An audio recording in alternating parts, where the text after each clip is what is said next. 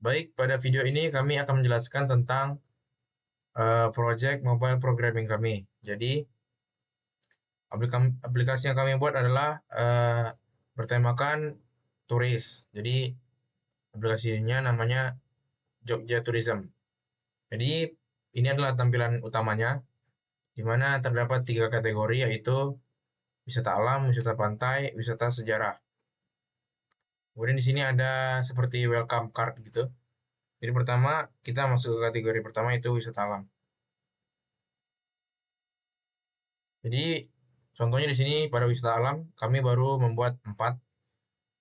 Ada Gunung Merapi, Bukit Bintang, Bangker Kali Adem, Kaliurang. Masing-masing dari wisata alam ini punya deskripsi masing-masing. Jadi misalnya untuk Gunung Merapi, nah di sini terdapat gambarnya. Kemudian ada deskripsinya juga. Kemudian ada 2 tombol, yaitu lihat maps dan lihat rute. Jadi yang pertama lihat maps itu untuk mengetahui lokasi Gunung Merapi, lokasi wisatanya. Jadi ini dia maps-nya. Kami menggunakan maps dari Google dengan menggunakan latitude dan longitude-nya. Jadi, kemudian, nah ini di bagian lihat rute, ini masih belum sepenuhnya bisa karena algoritmanya belum berjalan. Jadi, dia tidak tersambung dengan jalan-jalan rutenya secara acak. Jadi, kami membuat rutenya ke Universitas Sanata Dharma Kampus 3.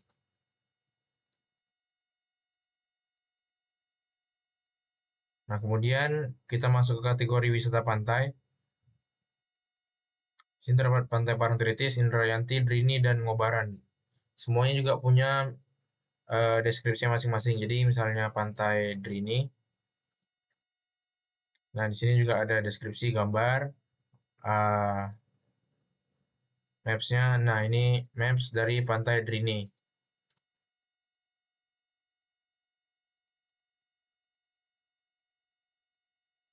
Nah, untuk rutenya sama juga. Jadi kami uh, titiknya ke Universitas Sanata Dharma Kampus 3. Kemudian kita lanjut ke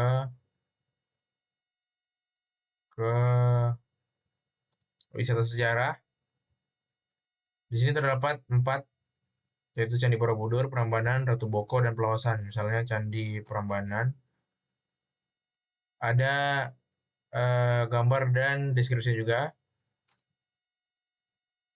Ini untuk maps dari Candi Prambanannya.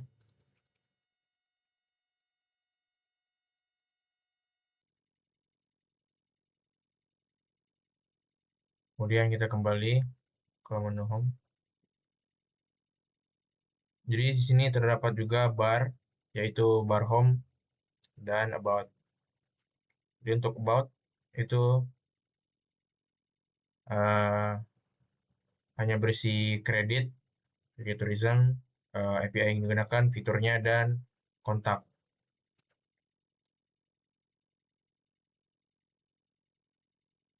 Baik, sekian dari saya. Selanjutnya akan dipresentasikan oleh teman saya.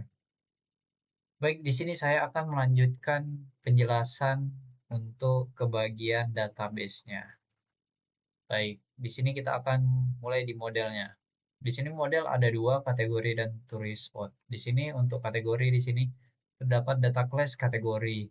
Di sini menginisialisasi ID, name, dan image race-nya. Kemudian ada data class tourist spot. Di sini inisialisasi ID, name, description, attitude, longitude, dan image race. Nah, inisialisasi ini akan digunakan untuk database. Nah, pada di sini ada database helper.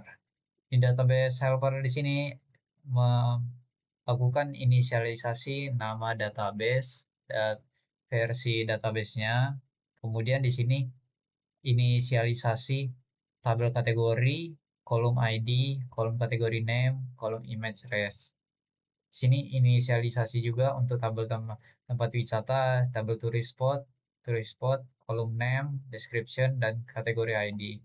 Untuk tabel favorit di sini ada inisialisasinya juga, tabel favorit, kolom turis spot ID.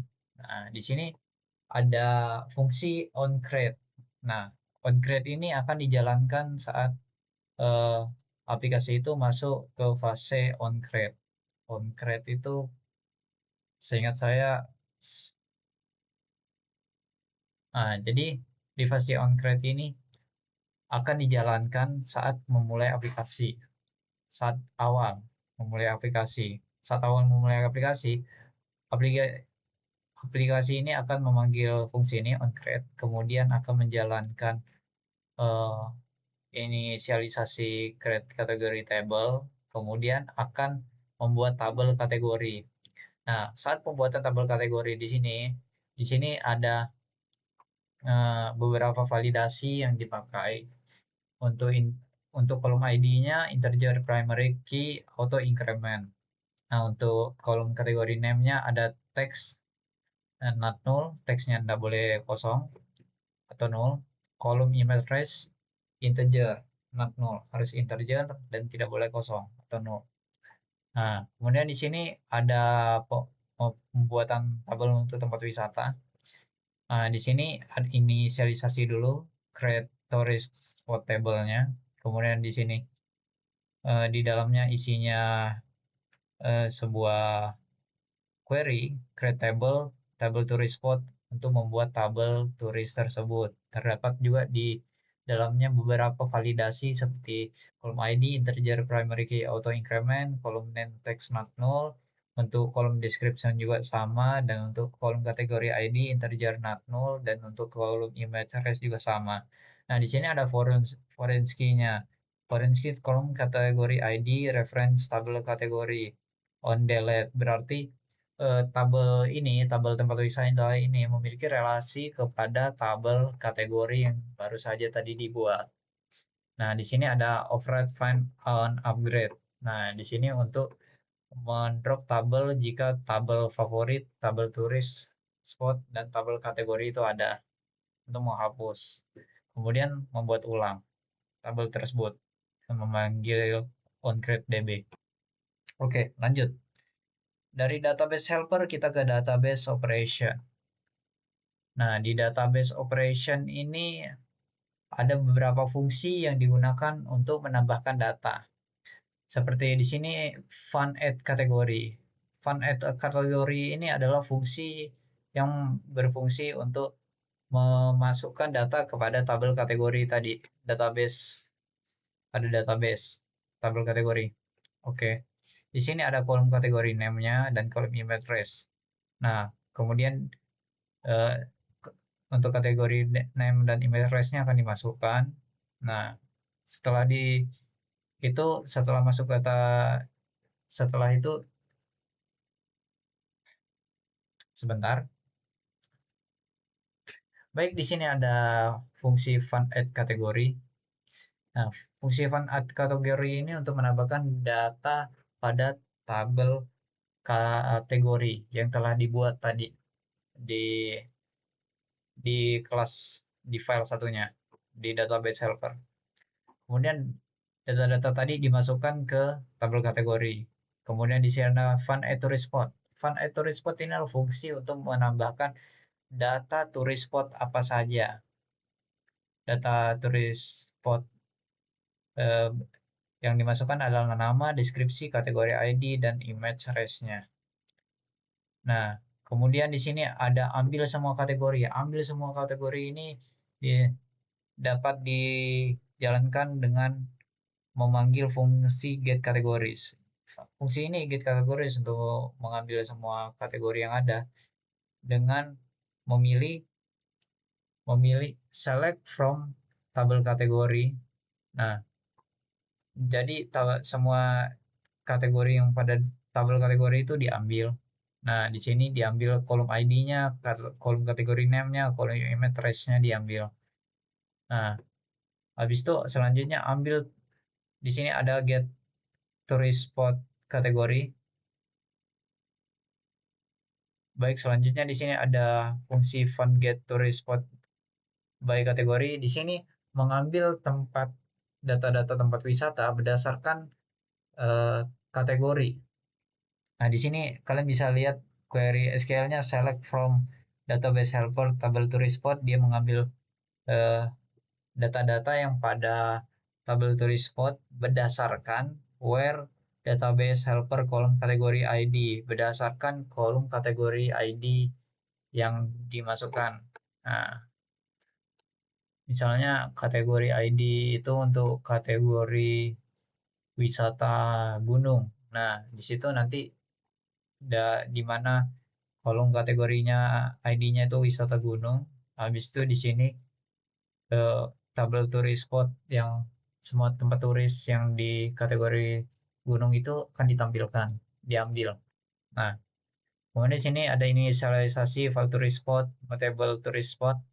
Nah, di sini kita mengambil data-data tourist spot tadi. Yang tourist spot data-data yang diambil ada kolom ID, kolom name, dan kolom description, dan kolom image res. Nah, di sini juga ada tourist spot add, tourist spot ID, name, description, latitude 0, longitude 0, dan kategori ID. Ini untuk memasukkan data kepada tourist spot. Nah, baik, untuk database itu saja. Selanjutnya akan dilanjutkan oleh teman saya. Oke, melanjutin teman saya yang tadi. Jadi, gambaran besar program ini terdiri dari beberapa activity. Seperti main activity itu bawaannya. Jadi kita di situ jadiin bagian paling utama, paling depan tadi. Seperti ada beberapa kategori, itu adanya di main activity di sini. Seperti ada selamat datang di destination, lalu jelajahi ini, seperti yang di atas itu. Lalu beberapa seperti box-boxing ini, seperti yang bisa diklik, seperti ini. Kategori-kategorinya diambil nanti per masing-masingnya. Ada nanti akan mengarah ke masing-masing bagiannya, seperti kategori wisata alam, wisata pantai, wisata sejarah, akan mengarah ke tempatnya masing-masing.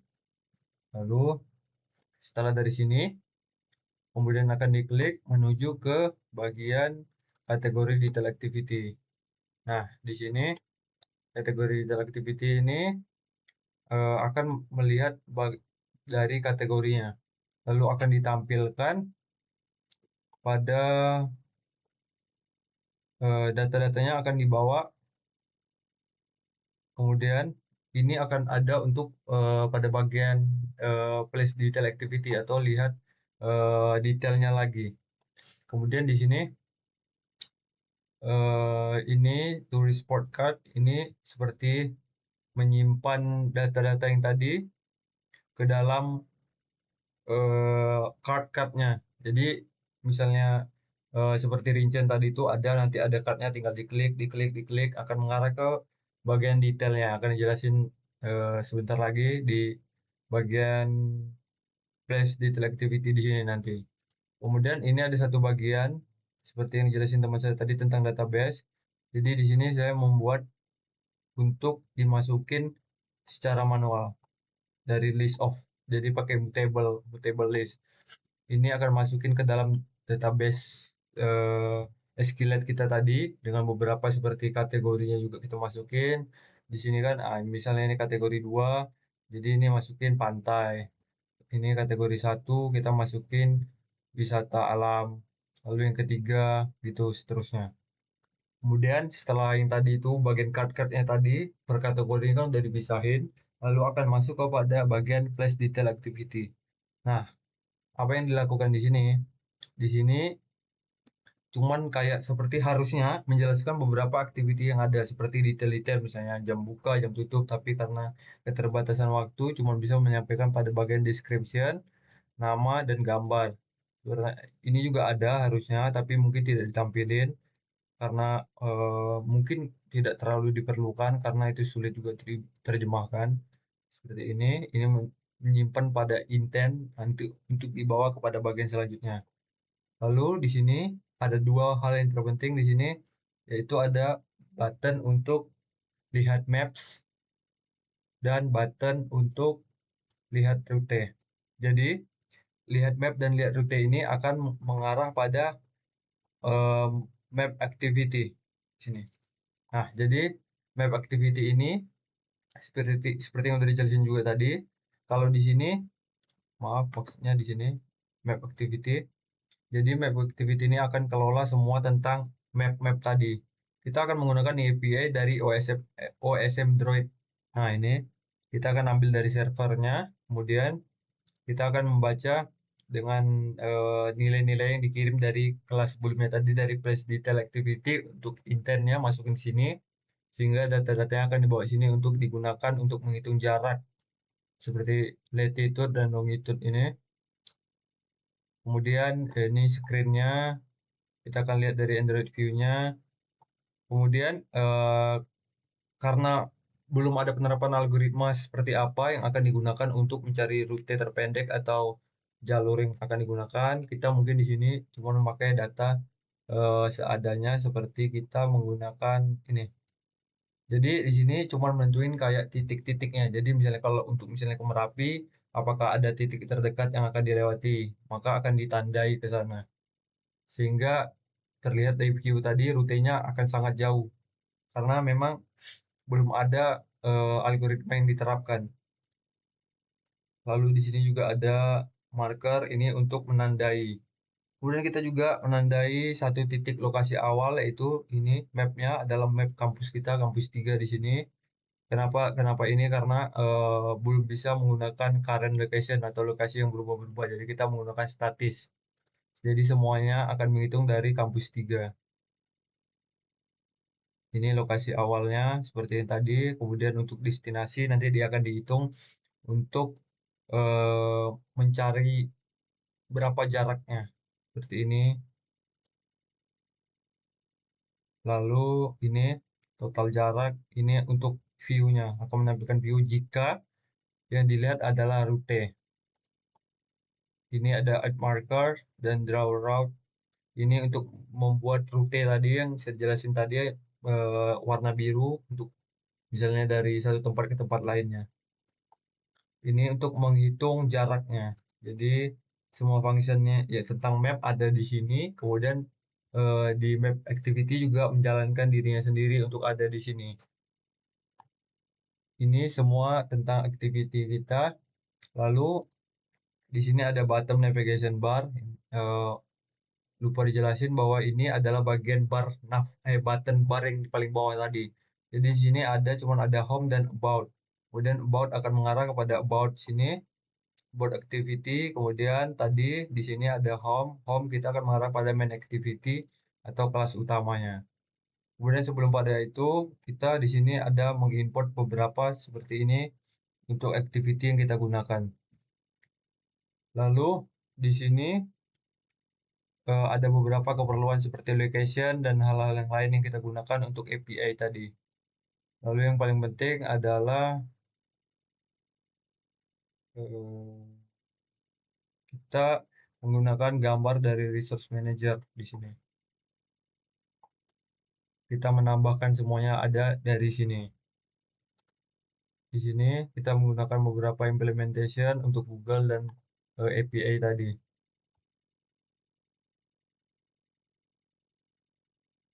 Sekian presentasi dari kelompok kami.